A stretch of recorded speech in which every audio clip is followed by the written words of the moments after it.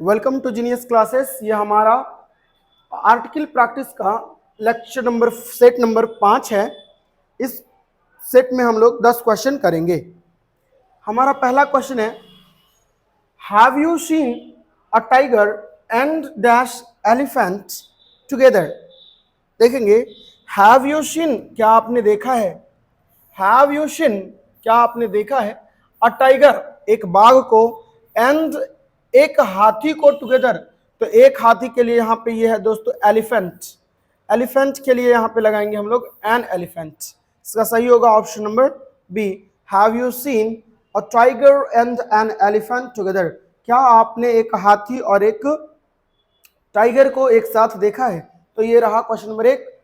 Question number 2 देखेंगे, he is in need of money. Money money money यहाँ पे noun है दोस्तों, और मनी कैसा नाउन है। मनी आपको लग रहा होगा काउंटेबल नाउन है दोस्तों, पर ये एक अनकाउंटेबल नाउन है दोस्तों, अनकाउंटेबल नाउन है। और ये अनकाउंटेबल नाउन रहने की वजह से यहाँ पर ए और एन दोनों गलत हो जाता है। और मनी ये जो है डेफिनेट है नहीं यहाँ पे, तो यहाँ पे नो आर्टिकल होगा दोस्तों, कोई तरह का आर्टिकल का यूज हम लोग नहीं करेंगे। He is in need of money, that's it, इतना ही है और यही सही है। क्वेश्चन नंबर 3 देखेंगे, all dash books on dash of the table dash of the shelf belong to me. Shelf का मतलब होता है दोस्तों दराज, सेल्फ का मतलब होता है दराज, दराज सेल्फ। तो सेल्फ जो होता है हम लोग का दोस्तों सेल्फ, दराज जिस पे हम लोग सामान उमान रखते हैं। तो ये ऑल बुक्स, ऑल के बाद हम लोग द लगाते हैं दोस्तों, और उसके बाद प्लूरल फॉर्म का यूज होता है ऑल द बुक्स। तो मतलब आप ये लिख सकते हैं, नोट्स में अपने लिख सकते हैं all the plus PCN, PCN ये सही होता है, ठीक है। ऑल द बॉयज सभी लड़के, तो यहाँ पे ऑल द बुक्स सभी किताबें, सभी किताबें। ऑन द टॉप ऑफ, यहाँ पे भी द लगता है दोस्तों, ऑन द टॉप ऑफ। क्यों, ये फिजिकल एक्सप्रेसिंग वर्ड है, और फिजिकल एक्सप्रेसिंग वर्ड के पहले हम लोग द लगाते हैं। जैसे अगर हमको लिखना है कहीं on the top of, on the top of, अगला लिखना है on the bottom of. Bottom का मतलब होता है दोस्तों तली, नीचे, ऑन द बॉटम ऑफ। तो ये सब सही माना जाता है, on the top of, on the bottom of, ये सही होता है। तो होता है all the books on the top of shelf belong to me, कि जितनी भी किताबें हैं जो सेल्फ के टॉप पर रखी हैं सारी किताबें मेरी हैं। तो यहाँ द और द दोनों ऑप्शन नंबर सी सही होगा। ये सब चीजें आप नोट करते चलें साथ साथ में। नेक्स्ट क्वेश्चन नंबर हमारा 4 है, we study in that same school, that same school. In a same school नहीं, in an same school, an तो लगेगा नहीं। इन द सेम स्कूल यहाँ पे सही है दोस्तों। इन द सेम का मतलब होता है, आप लिख दें कि इन the same structure is correct, in the same plus noun, अगर ऐसा रहता है तो ये स्ट्रक्चर सही रहता है दोस्तों, इन द सेम। जैसे in the same school, in the same college, तो ये सही होता है। यहाँ पर होता है we study in the same school, हम लोग सेम स्कूल में पढ़ते हैं। क्वेश्चन नंबर 5 देखेंगे, the higher you go, the higher you climb dash cooler it gets. Higher, higher यहाँ पे हायर है दोस्तों, कॉम्परेटिव एडजेक्टिव है। तो दो कॉम्परेटिव एडजेक्टिव, ये नियम बड़ा इंपॉर्टेंट है आपके क्वेश्चन के लिए। एकदम इस तरीके का क्वेश्चन हाल फिलहाल के एग्जामों में बहुत ज्यादा आने लगा बिहार में, तो ये क्वेश्चन आप ध्यान से देखेंगे। क्वेश्चन ये है दोस्तों कि इसका मीनिंग ये है कि जितना आप ऊपर चढ़ते जाएंगे आपको उतना ठंडा मिलता जाएगा। ये कॉम्परेटिव एडजेक्टिव है दोस्तों, और इसका मतलब ये है कि दो अगर कॉम्परेटिव एडजेक्टिव है और एक को बढ़ाने से दूसरा भी अगर बढ़ जाए तो दोनों कॉम्परेटिव एडजेक्टिव के पहले हम लोग द का यूज करते हैं, ठीक है। तो द हायर यू गो, जितना ऊपर आप जाएंगे, the cooler it gets, the cooler it gets, उतना ठंडा मिलता जाएगा। ये महात्मा गांधी का लिखा हुआ जो हम लोग पढ़ेंगे अभी, एक एसे है, निबंध है, इंडियन सिविलाइजेशन एंड कल्चर, तो उसमें भी यही है। क्या है दोस्तों, the more it gets the more it wants, the more it gets, the more it gets the more you wants, the more it wants. जितना दिमाग के बारे में बोला जाता है दोस्तों, the more it gets the more it wants, जितना दिमाग को मिलता है उतना यह अधिक चाह करता है। तो यहाँ पे वॉन्ट्स देखेंगे, यहाँ पे द मोर इट वॉन्ट्स। दो यहाँ पे डिग्री है दोस्तों, दोनों कॉम्परेटिव एडजेक्टिव का यूज किया गया है। यहाँ पे भी कॉम्परेटिव एडजेक्टिव है तो यहाँ पे द, और यहाँ पे भी कॉम्परेटिव एडजेक्टिव है, यहाँ पे भी द, ऐसे। तो दो अगर कॉम्परेटिव एडजेक्टिव है, दोनों कॉम्परेटिव एडजेक्टिव के पहले हम लोग द लगाएंगे। कब, जब दोनों एक दूसरे से जुड़ा हुआ हो, एक को बढ़ाने पर दूसरा भी बढ़ता हो या एक के घटाने पर दूसरा भी घटता हो। तो हम लोग दोनों कंपैरेटिव एडजेक्टिव के पहले द का यूज करेंगे। एक एग्जांपल यहाँ पे है, एक एग्जांपल यहाँ पे है।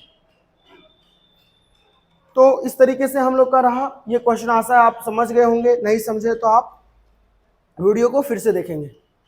ये रहा question number 6। There are 60 minutes in dash hour. 1 घंटा में 60 मिनट होता है दोस्तों। आवर के पहले हम लोग क्या लगाएंगे? आवर के पहले इन एन आवर या इन द आवर। तो यहाँ पे सही होगा आपका in an hour, in an hour. 1 घंटा में कितना होता है दोस्तों? 60 मिनट होता है। तो वही बात बोला गया है कि देयर आर 60 मिनट्स, 60 मिनट होते हैं इन एन आवर, 1 घंटे में। तो यहाँ पे एन आवर का यूज करेंगे, ए आवर का यूज नहीं करेंगे। आई डोंट लाइक बनानास, बनानास, ये जो बनाना है दोस्तों वो पीसीएन है, प्लूरल काउंटेबल नाउन है। आई डोंट लाइक बनानास, मैं बनाना पसंद नहीं करता हूं। लेकिन कौन सा banana? That we bought yesterday, that I don't like, मैं पसंद नहीं करता हूं। हालांकि यहाँ पे होना चाहिए दोस्तों आई डिडंट लाइक, DIDNT, ऐसे सही होना चाहिए दोस्तों। यहाँ पे क्वेश्चन अगर आप ध्यान से देख रहे हैं तो डिड का यूज करेंगे, डिडंट। क्यों ऐसा डिडंट? यहाँ पे स्टरडे आ गया, सिंपल पास्ट होना चाहिए दोस्तों। यहाँ पे लिखने में गलती है, इसे आप सुधार लेंगे। आई डिडंट लाइक, मैं, या आई डिड नॉट लाइक, मैं पसंद नहीं किया dash bananas that we bought yesterday, जो हम लोगों ने कल खरीदा था।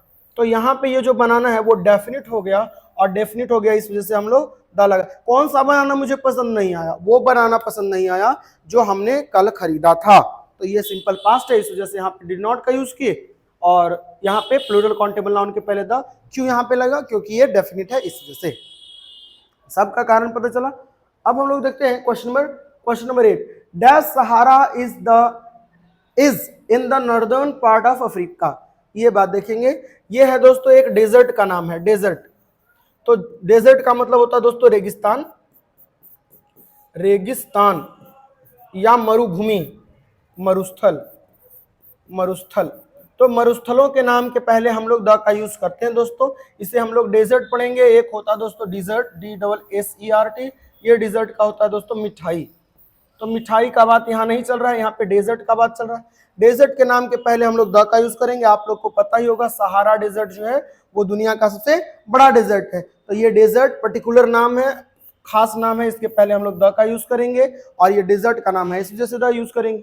दोस्तों हमारा थार मरुस्थल का है, राजस्थान में। तो अगर हम लोग को ऐसे लिखना रहा कि थार मरुस्थल राजस्थान में है, थार मरुस्थल राजस्थान में है, तो कैसे लिखेंगे?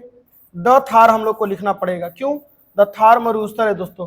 The Thar desert, the Thar desert is in Rajasthan, is in Rajasthan, Rajasthan.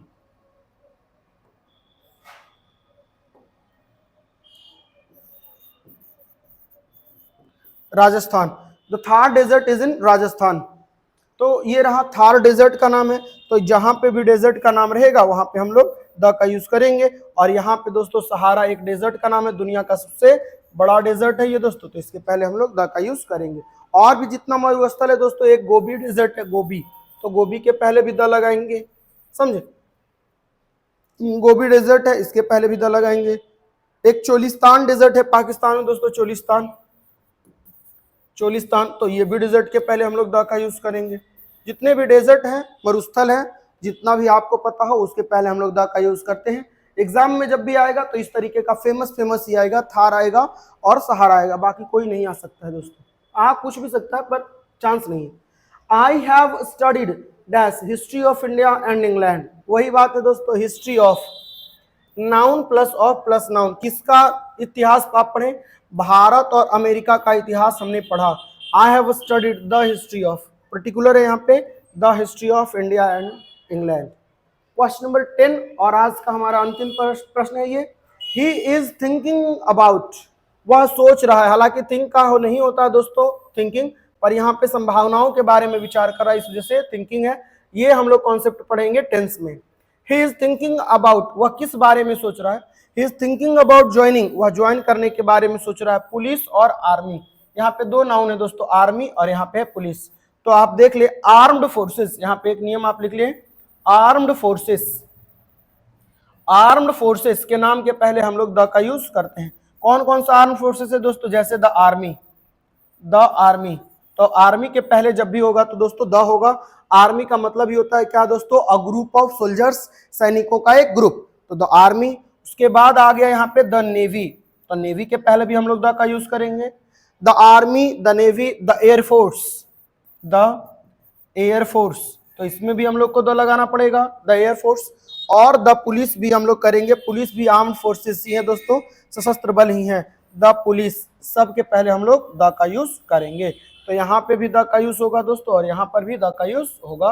तो he is thinking about joining the police और द आर्मी, वो कंफ्यूज है, वो सोच रहा है, विचार कर रहा है क्या कि मैं क्या ज्वाइन करूं, आर्मी या फिर नेवी, आर्मी और पुलिस या आर्मी। तो ये रहा क्वेश्चन नंबर हमारा 10। Thank you very much for watching this video. आपको पसंद आया हो तो वीडियो को लाइक करेंगे, शेयर करेंगे इस वीडियो को, और सब्सक्राइब कर देंगे चैनल को।